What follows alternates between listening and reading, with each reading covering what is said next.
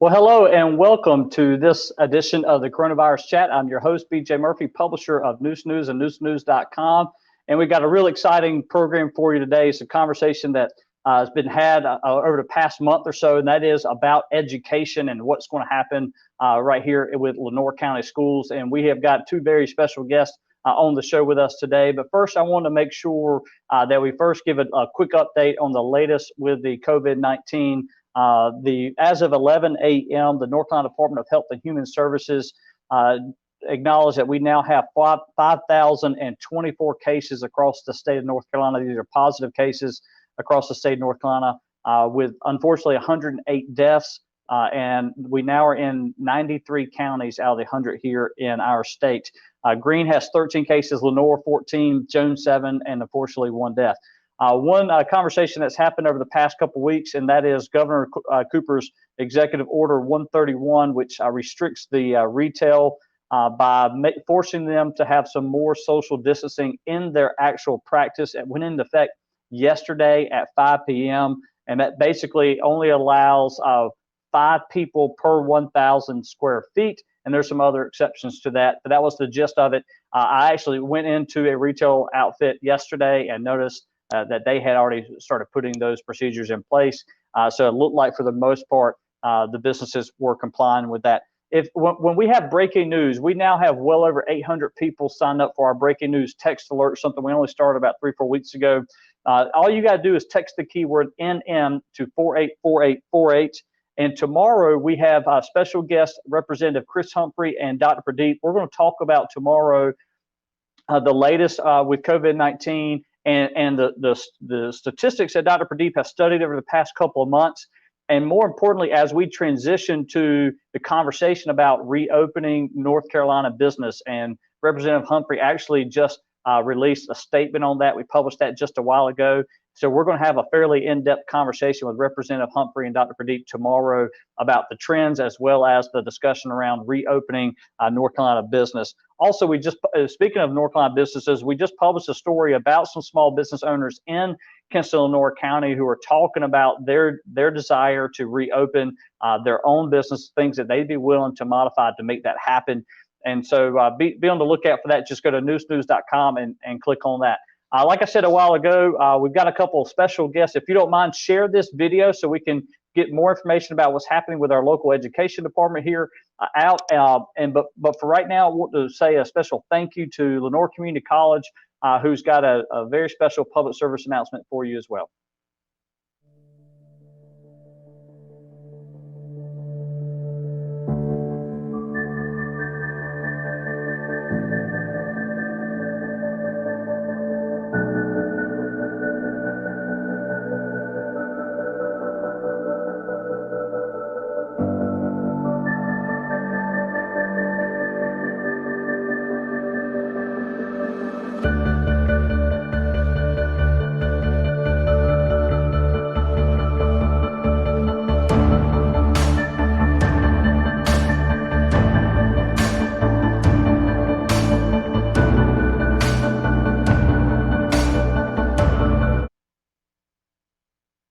Well, thank you so much, LCC.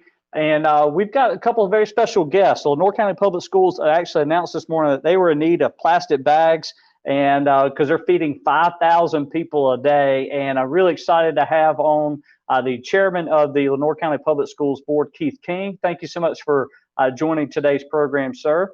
And we also have Lenoir County Public Schools Superintendent Brent Williams. Thank you for joining as well, sir. Okay. Thank you, Travis. BJ. Were we able to get Mr. King up there?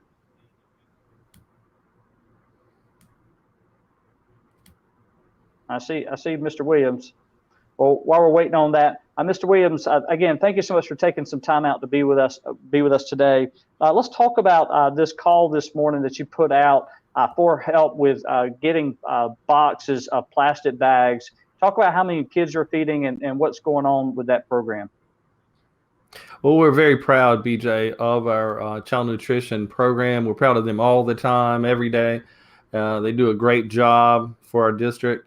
But this whole unprecedented COVID-19 crisis and the additional challenges that it has brought forward, I think has given us an even greater appreciation for our child nutrition staff members and our other staff members who have stepped up every day to support the feeding efforts as well. And we need our custodians, and they've been doing a great job in support of the child nutrition efforts.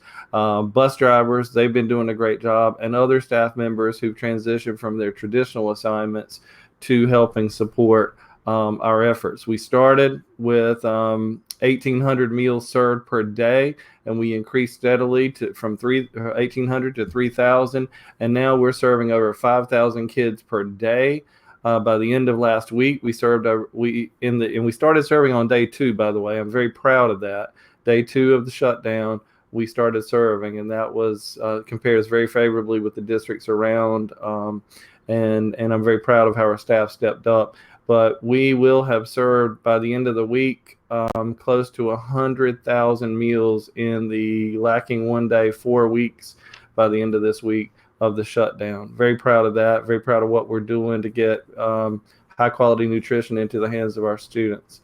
And we're serving a breakfast meal in addition to the lunch meal that we're starting serving every morning. Mid-morning, about 10:30, we're starting, and we are giving a breakfast meal, a shelf-stable breakfast meal for the next day. And let's talk about that. I mean, right now it's spring break. I mean, technically, this is the week that all your staff is on vacation. All the students are not worried about their iPads or Zoom calls and things like that. But yet somehow you've managed a way to feed your community. So tell us a little about how you were able to make that happen. Absolutely, BJ. Glad to talk about it. It was a decision. And of course, traditionally on a traditional Easter break, we wouldn't be feeding anyone during that time. But we thought about this as a leadership team and as a school district and a board of education. And we decided that we should do the very best that we can for the young people that we serve. And there's such a high demand for these meals every day. And we've seen that demonstrated day in and day out. So there was a decision to continue or not to continue. Certainly, we have the resources to do that. The no-cost meals are provided through the USDA. We have the opportunity to do it. We have staff members who wanted to do it, who volunteered, stepped up, came forward and said, yes, we'd like this to continue. We don't want there to be a lapse during this crisis. And they're making it happen, and I couldn't be any more proud of them than I am. And we're getting hands. The bottom line is we're getting thousands and thousands of meals every day in the hands of our children. And thank you for that. And for those that are watching, we're still trying to get Mr. King on. He was on right, and as soon as we went live, it messed up. But we're getting him on now as well. But for those that are watching, please, if you have a question, feel free to ask them in the question comments below on the live stream. We'll do our best to get to them. Certainly, there's some questions that I have, some things that we've talked about here in the office as it relates to North County Public Schools or education in general, or the governor's orders on education. But if you have a question, feel free to drop it in. We'll do our best to get to it. We can't promise we'll get all of them, but we'll do our best. And so hopefully during the conversation, you'll be more informed. So please make sure you share this broadcast with your family and friends. Mr. Williams, the governor ordered one of his very first executive orders related to the COVID-19 crisis. It was actually the last time you came on this show with us here in the studio.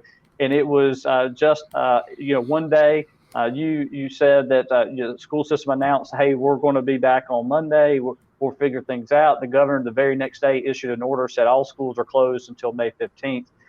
Tell us about the conversation around May 16th. What kind of conversation is happening around the idea of going back to school those last couple of weeks of the year? Okay, absolutely. We as I shared on your program last time I came on, with the initial closure of 2 weeks, when that happened, the reason we could start feeding on day 2, the reason we could start online instruction on day 2 is because we had been preparing for that for weeks. That our teachers, our administrators, our curriculum specialists, principals, assistant principals, central services team, we have been planning for weeks for the possibility of what became a probability and then an actuality when it happened. of a school interruption of our schedule. So we have been planning since that time for extensions in that. We've had one extension from the initial 2 weeks to May 15th.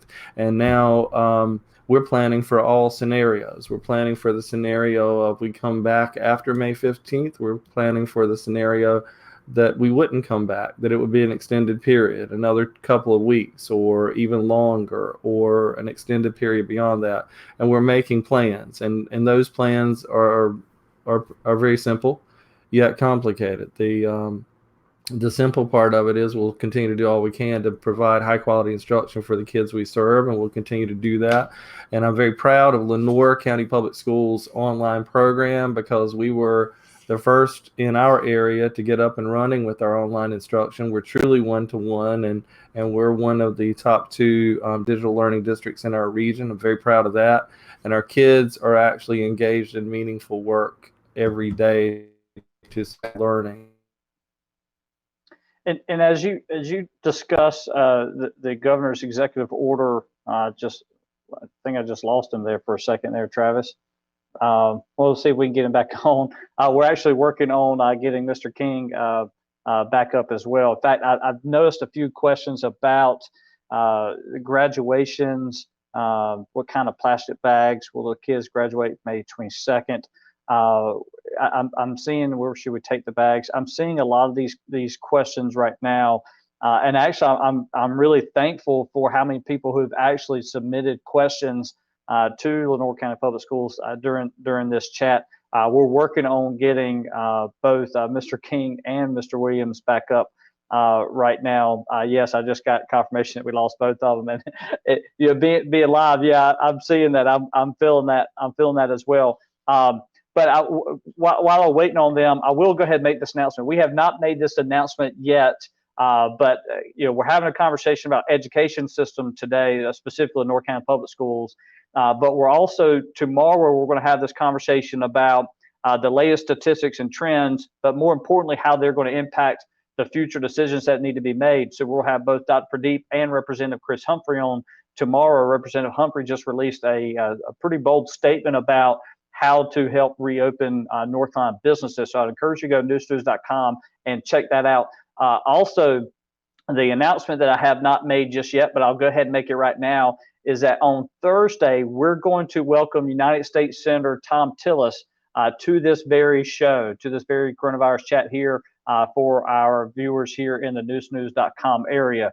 Looking forward to having the senator on this chat with us, because there's a lot of conversations about these stimulus checks that were supposed to start going out over the weekend and maybe even into this week, the status on that.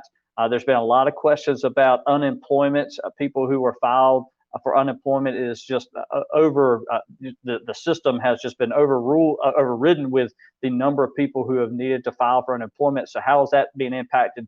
The other questions surrounding small businesses and the Paycheck Protection Program and the disaster loan. So all these questions, we're going to have Senator Tom Tillis on this very program on Thursday at 4 o'clock to answer those questions for you. I've got some news for next week already. Some guests that we've already got lined up. So next week is going to be great as well. So but what we were trying to do here in the office was think about what issues are you feeling at home, and what issues are directly impacting your pocketbook or your ability to provide for your family, or your ability to educate your children, and how can we have these chats right here on our platform and try to bring you some of the people who are either involved in those policy decisions or helping to execute them as well. So we're trying to do a little bit of both to make sure that we keep you covered and keep you informed as to what's going on. I want to mention the story that we published a while ago. It was, if you haven't got a chance back, I'll make sure I post it here in the comments.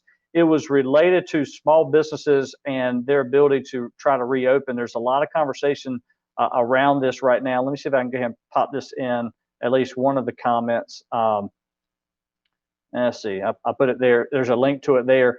And basically the headline is, local businesses question the need to remain closed. And the story was that with over 500,000 cases of COVID-19 throughout the United States and the country, the question is, how's the country going to reopen? In fact, one state senator, Carl Ford, representing the 33rd district in North Carolina, even posted on his Facebook page that Governor Cooper is contemplating the extending of the shutdown until June. We haven't received any other word about that. I know the governor's been asked about that a number of times through May as well, but that's what the state senator said. And so then the question was, well, how does that impact us here locally in Lenoir County? So we actually interviewed a local business owner, Waylon Adams, about the governor's stay-at-home mandate and how he thought that some businesses could use some social distancing best practices to reopen their businesses, whether that's hair salons or restaurants, you name it. And so he went on to cite some other places that were gathering plans for reopening. There's even a comment or a quote here from Pamela Brown, the director of the Lenoir County Health Department, talking about some strategies and how they may be good or bad to implement. So really would encourage you to go check out that story. It was written by our own Christy Bach, who did a great job with this story. Inside that, we actually included Representative Humphrey's statement about it's time to open a discussion to reopen the state of North Carolina in a methodical fashion. And he said, just a few days ago, I was invited to join this Facebook group called Reopen NC. And so he said he joined it out of curiosity. And what started with just 100 members is now has well over 24,000 members. And he was looking at it from what people are saying across the state. And basically what he says is North Carolinians really just need to hear a pathway to open business again. He said they're scared, and I agree with that. There's talked to a lot of small business owners, and they are scared. They're scared about the economy. They're scared about their ability to employ others. They're scared about their ability to employ themselves, whether they're going to reopen or not. And so that conversation is happening across the country. And he said many citizens have been denied unemployment benefits and are now being told that federal employment cannot be applied for in North Carolina until April 25th. I mean, so these are real life scenarios that people are having that the Representative Humphrey made this statement about. And I just want to say a big thank you. I see a few people jumped on. Barbara Way, thank you so much. Thank you so much for jumping on. Connie Herring, thank you so much as well. I can see some of these. So I'll see. Oh, there's a new thing. I need to mention this. In fact, we probably should do a video. If I don't know if you can see it because I can't see it where I'm sitting, but if you're watching on your phone or on your laptop or tablet, I know you see the heart button. Do you see the heart button? Right beside that, I think there's a new tool that actually shows it as a star. Can someone just let me know in the comments if you actually are seeing that? Because we were notified late last week that Facebook is testing out or rolling out the testing of something called stars for Neuse. I really don't know why they chose us, but they did. But I want to know if it's working. But basically, what it does is stars basically allows you as a viewer, as a commenter, to actually support the organization that you're watching. They used to do this with gaming. It's in the comment bar. Right to the right. Okay, so Alisa just stopped in and said, yeah, they're there. So basically, what happens is, look, like Neuse is a free enterprise, and we basically are supported through the advertising, whether that's a Google ad you click on, an Amazon ad, you buy something there, or it's one of our local businesses, and you can actually click on their ad, get their discount, and support those businesses like Relo and MedSource and San Juan, and I could go on and on, all the great businesses that support us and organizations like the college and the hospital, Admire Builders, so Limitless Gutters. I can go on and on, but at a funeral home, but all those businesses help us. But when you click on this and you purchase these stars through Facebook, it actually in turn, our organization receives, I think, like 1 penny for each star. So if you send 100 stars, I think it was at $1. Just as a small way of saying thank you for what we're doing. So I don't know. I think it's kind of cool. I really appreciate anybody who's watching, listening for doing that. And I see Christy Herring. Look at that. Our first one. Christy Herring sent 100 stars Thank you, Christy. I need to do something like where I give away T-shirts or something.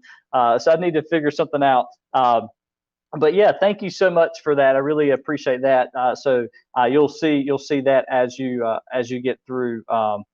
And I've been told that let me make sure they're on.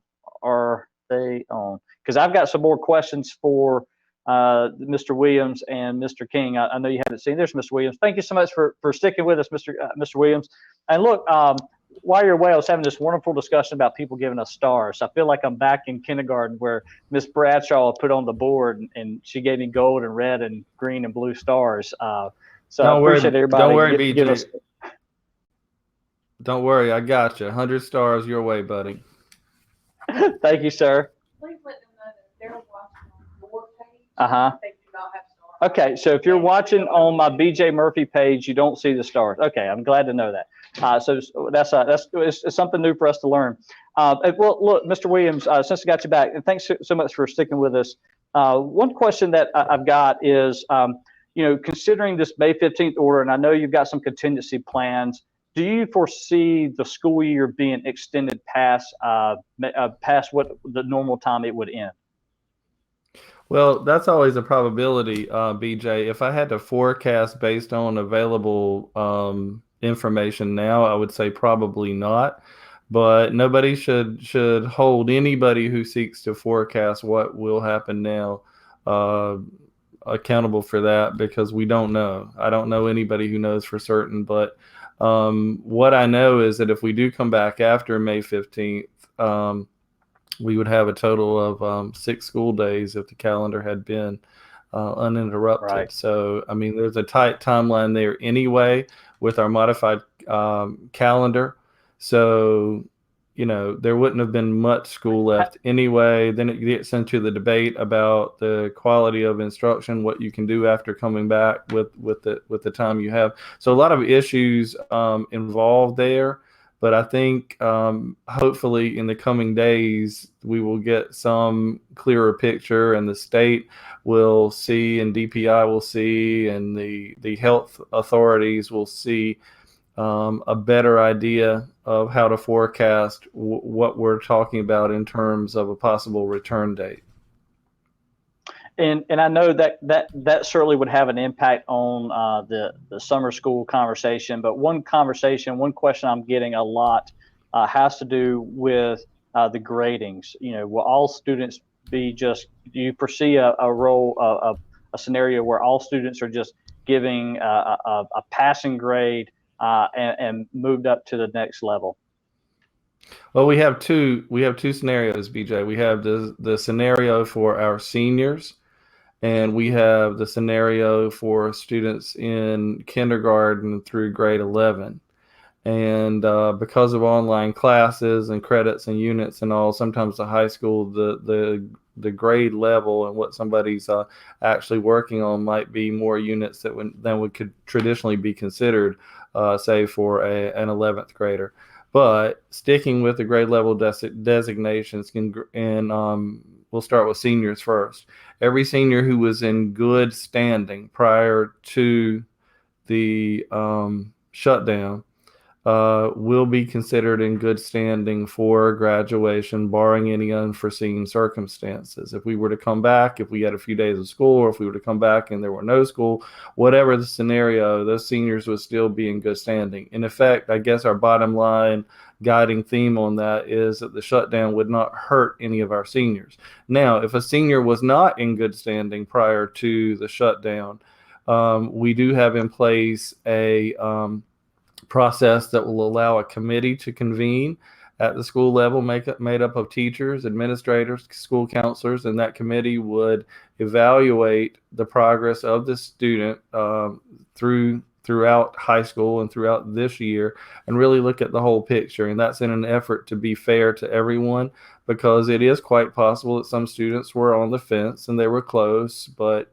maybe you would say, well, if you just look at what's the hard number or the hard numbers on paper, maybe that student wasn't really good, as if we would define good standing as that's what most people.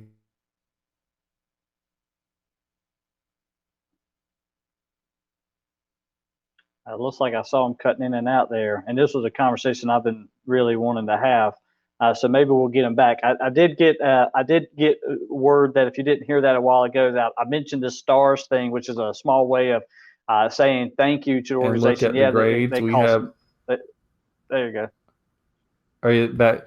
I said for the seniors who were close. Did you get that part? We would convene a committee, and yeah, if a senior was not, if they're in good standing, then they should be fine.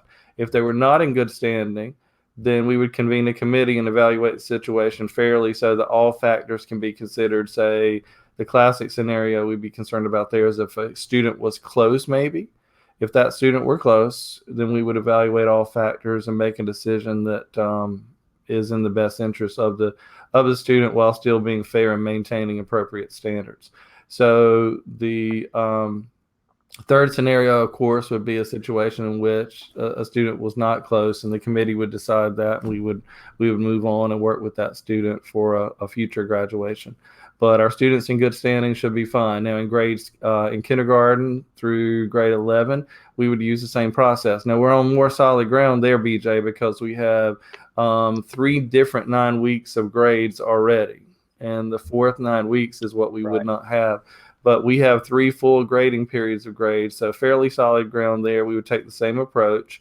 And I think all the school systems in the state are doing pretty much the same thing with this, with Department of Public Instruction guidance and evaluating, same process as I mentioned for seniors, looking at the grades as they exist, and then evaluating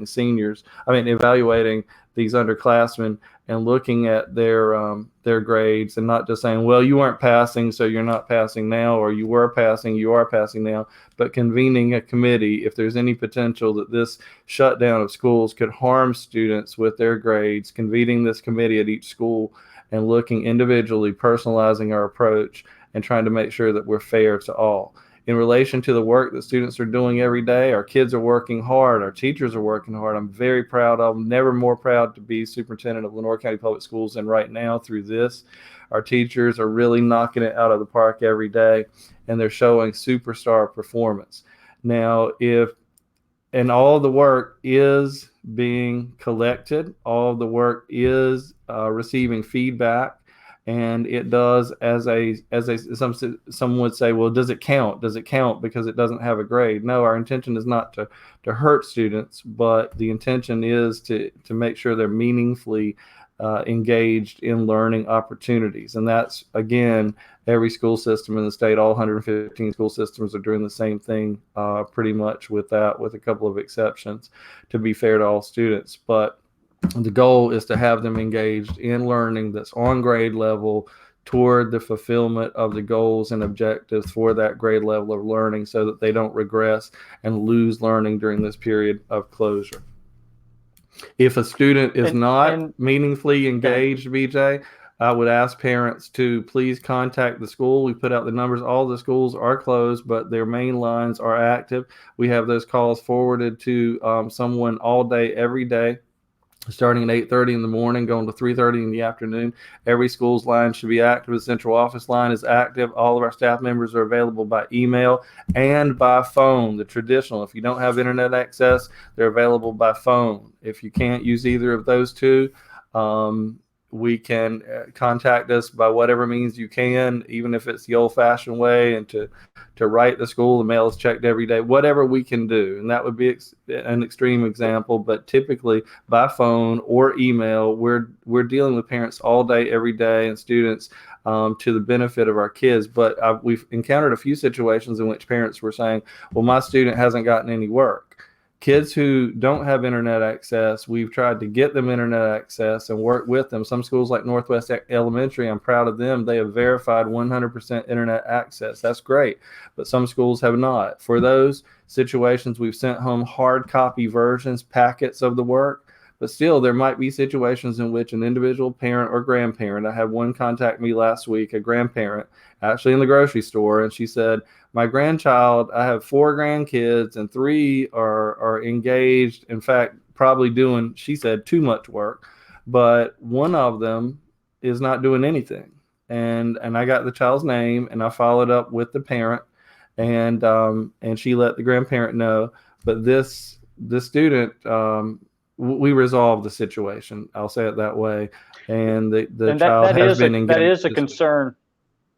That is a concern, about the students who aren't engaged. Is there a way for you to keep up with that? And do you foresee some proactive measure that the school system or teachers or principals or guidance counselors will be able to reach out to try to make sure that these kids don't slip through the cracks? I know that is a major concern of yours. I'm just curious about how you might go about it. Absolutely. Well, we of course can monitor each student who logs on and posts assignments or completes assignments or uploads things.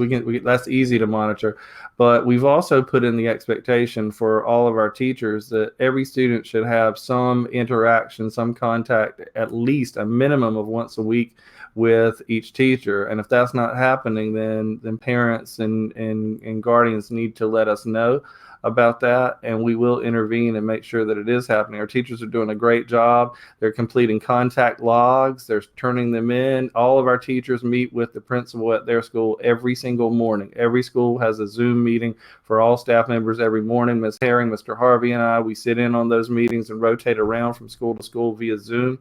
Then the teachers go in after those 9 o'clock Zoom meetings. They go in for direct instruction, working on student assignments, working with kids. Some of them have Zoom meetings with the kids, and they're doing some amazing things. The science experiments online, and the kids are completing their work and turning in their assignments and uploading their assignments.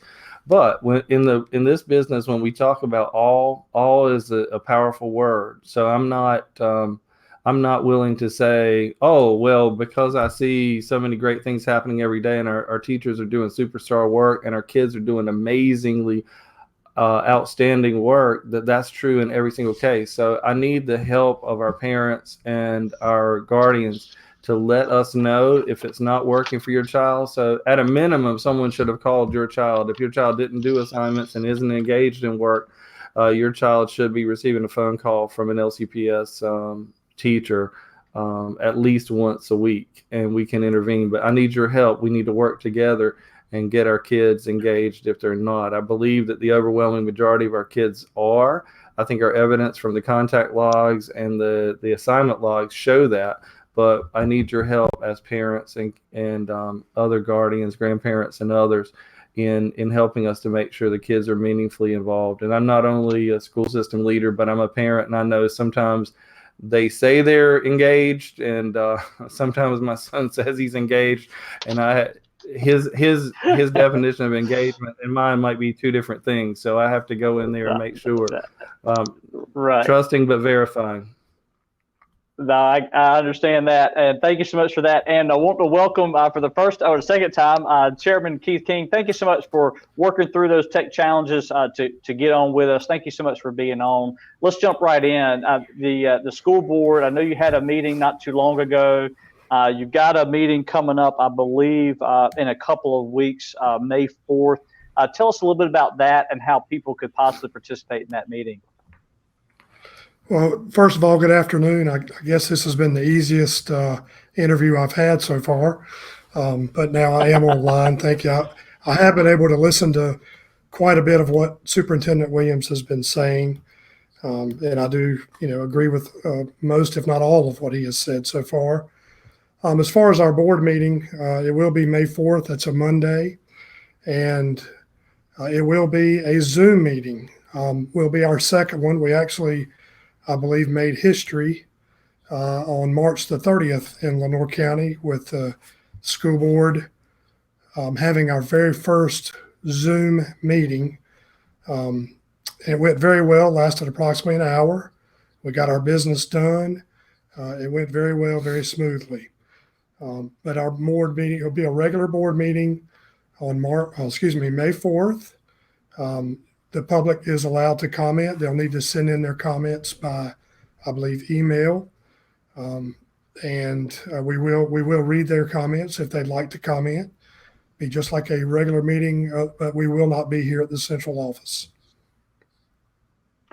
And I know you're really proud of the job your administrators and your teachers. Let's talk a little bit about the more of the boots on the ground. I mean, the teachers and the TAs who are doing basically home office hours now. Tell us a little about about that system and your thoughts on how well they've adapted to this new normal. Well, BJ, I'm so very proud of everyone here at Lenore County Public Schools. I was involved with a couple of meetings the weekend before our schools shut down. I was here on Friday afternoon late into the evening with our leadership team here at the central office. And I was also involved on Sunday afternoon late with a meeting, with the governor's staff, the state school superintendent staff. And our folks were working long days that whole weekend preparing for what we felt like was coming, which did happen on Monday when we did have to unfortunately close our schools to our students. But as I'm sure probably Superintendent Williams has already alluded to, our folks were prepared. They were ready to go to work that next day on Monday, even though we didn't have our students. But we began passing out material, our iPads, and I'm so proud that we were able to feed our children starting on the second day, that Tuesday that we were out. And I'm just so proud of them. Ms. Smith with our nutrition department, I just think the world of her and what she's doing for our county and our students. And our leadership team here at Central Office worked so hard that weekend. Superintendent Williams had a plan in place, and the plan is working.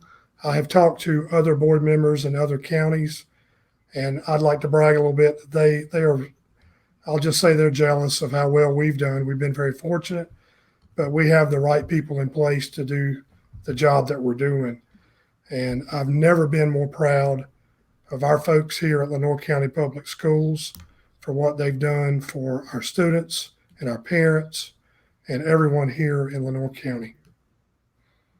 Well said. And since I've got you and Mr. Williams on board, there is a question that's been asked. I want to get back to the plastic bags in a second, but there is a question that's been asked, and that was, what advice would you give parents as they try to keep their kids engaged, whether that's in you're not specifically just the iPads and the digital learning, but just engaged in education in general and around the house? Because, I mean, let's face it, these, for the most part, these families are stuck at home.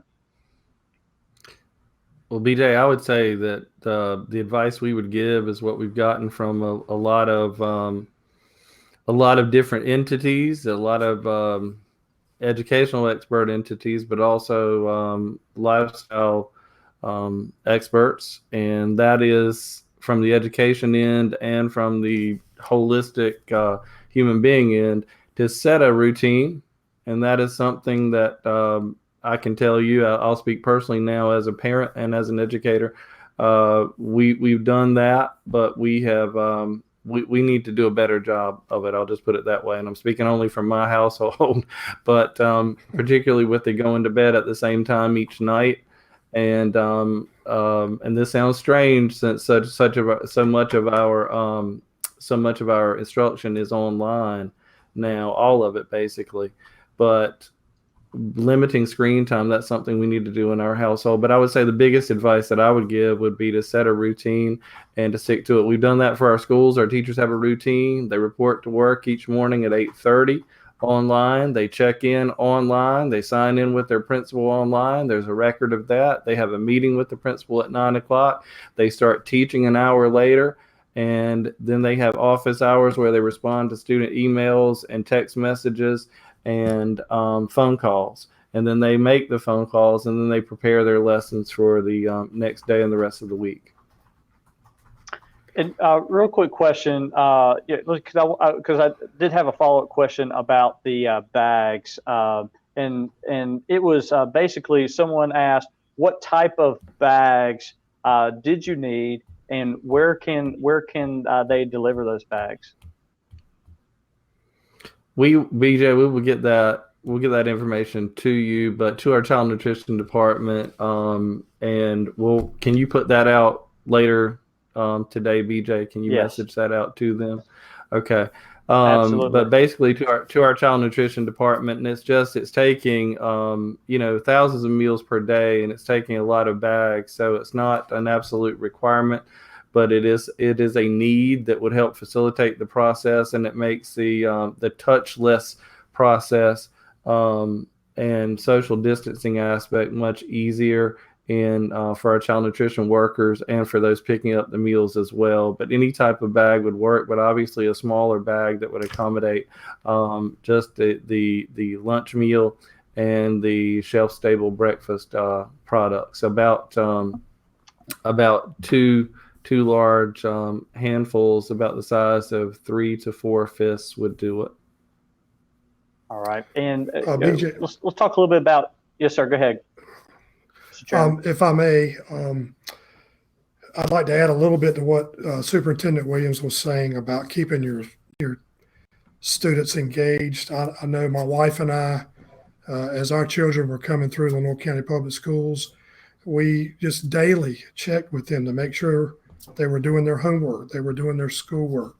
Didn't take long, but it was something that we asked them daily. I think that kind of continues on with what we're doing here with our online work. Just checking with your child, your student, making sure they're doing their work, making sure they're staying, on point, doing what they're supposed to do. As far as the bags go, as in my travels during the day, I have ridden by several of our schools, and a lot of people that are picking up these meals are on foot. A lot of walk-in traffic, and the bags do help. I see them with their families, and obviously carrying a couple of meals in a plastic bag is much easier than, as Superintendent Williams said, kind of in your hand. That way, less chance of maybe dropping it. But we do have a lot of foot traffic, so the bags do help considerably. Well, look, I just take a moment to opine myself. I really want to commend your team, administrators, and your teachers and your child nutritionists about keeping the food and the nutrition going during the week of spring break. I remember during Hurricane Matthew, one of the first conversations I held with a U.S. Senator was Richard Burr, and his first question was about, when are we going to reopen the schools? What's it going to take to reopen the schools? And his point was not about the need to recover from the flood. His point was about the need for stability in people's lives. And we're in a spot now that something as basic as a meal for a family can go to a long way to providing some stability. So I want to commend you and your entire school system for finding a way amidst all the adversity before you to find a way to make that happen. So kudos to you all. You certainly deserve a pat on the back. I know you don't accept those, but you certainly deserve it, in my opinion, for making that happen. There's been a couple of questions about graduation. So talk a little bit about how do you foresee graduation happening? Do you see a makeup prom happening? Talk a little bit about what you see happening for these juniors and even seniors. Okay, BJ, happy to do so. I can tell you as a lifelong educator and as a former high school principal, and as someone who spent most of my teaching career, almost all of it, in high schools as a teacher, I am more familiar than most with graduation and all that it means in the lives of young people who've worked 13 or more years to attain that goal. And I am absolutely committed to some type of graduation. Now, do we know what form? No. But I am unwilling at this time to say that we won't have graduation. And I know some districts are saying they're going ahead and writing that off and saying that it's just not possible. I'm not willing to do that. As long as there's a chance, I want to hold out that chance and hold out that opportunity. I think our young people deserve that. They've worked so hard for so many years. I was talking yesterday with a young man who bags groceries at the Piggly Wiggly, and he was telling me he's a senior and he's really excited about graduation, but he's really nervous and he's just wondering what will happen. And I told him what I'm telling you, that we're committed to it, that we're going to do something for that young man and for all of our seniors who worked so hard. I am dedicated to that. Every member of our team is, and that is our pledge to you. We can't promise you what it'll be or how it will be or when it will be, but I can promise you that I'm dedicated to making sure that we recognize our seniors appropriately. Regarding the proms and the other activities, I'm I'm less certain about those, but I am also committed to. There's such a thing as quality of life and quality of experience in education, and I am committed to trying to. Our kids have been through a trauma, 3 hurricanes in 3 years, and they went through Matthew, they went through Florence, they went through Dorian, and now this. And if you think about our seniors, almost every year of their high school experience, they've been through a traumatic community experience. And we would like for all of our kids, from the 8th grade socials to the 5th grade promotions to the 8th grade promotions to the high school proms. You know, I'm not as certain about those as I am about graduation, but I am certain about this. We are committed to putting back and restoring and making whole to the greatest degree possible every opportunity for our kids that we can, including those that we mentioned. So if we could have a prom, we would do that. If we could have some other activities, we would do that. We're willing to consider anything to the betterment of our kids. We love them, we're invested in them, and we want it desperately for them. Everywhere I go, a young lady out at Lowe's was saying to me, you know, I've spent this money on a prom dress. I really want to have the prom. And I told her, as I'll say here, we're committed to that too. Promises, no, but commitment, yes.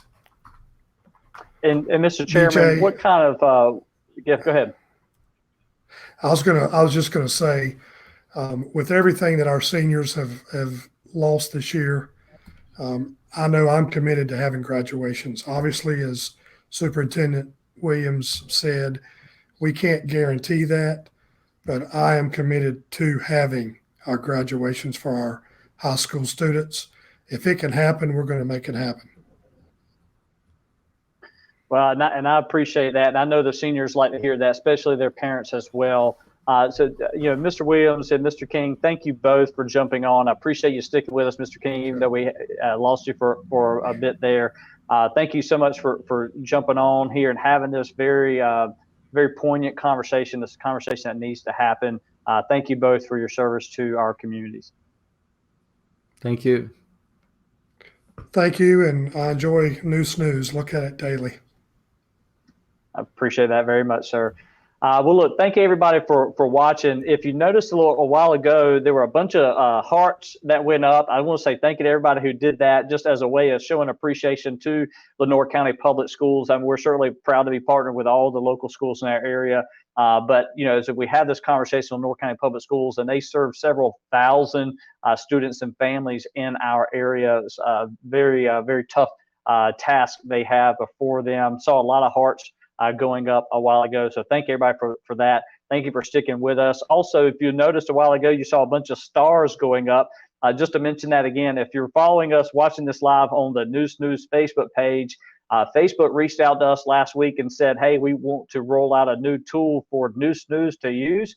I don't know why they chose us, but they did. We're thankful. Basically, as always, we're always a free platform. But you now, when watching us live, you now have the ability to give us stars. It's right there beside the hearts and the like button. If you give us stars, I say you buy stars for $5. For every star given to us, Neuse gets to keep a penny. And I know that doesn't sound like a lot, but you know, you add up over time, it really could help the production costs that we have here at Neuse. So I just want to say a special thank you to Christy Herring, Sherry Stewart Hughes, Barbara Wade, and Turner White. I saw all of those give us stars earlier today. So thank you so much for doing that. And we really appreciate everybody watching. Remember, tomorrow we're going to have a conversation about the latest statistics and trends and how that's going to impact reopening North Carolina business with Dr. Pradeep and Representative Humphrey. Then on Thursday, as I announced earlier, we are happy to have United States Senator Tom Tillis joining us this Thursday at 4 p.m. So tomorrow at 4, Dr. Pradeep and Mr. Humphrey, and then Thursday at 4 p.m. with Senator Tillis. Thank you all for watching, and as always, make sure you wash your hands.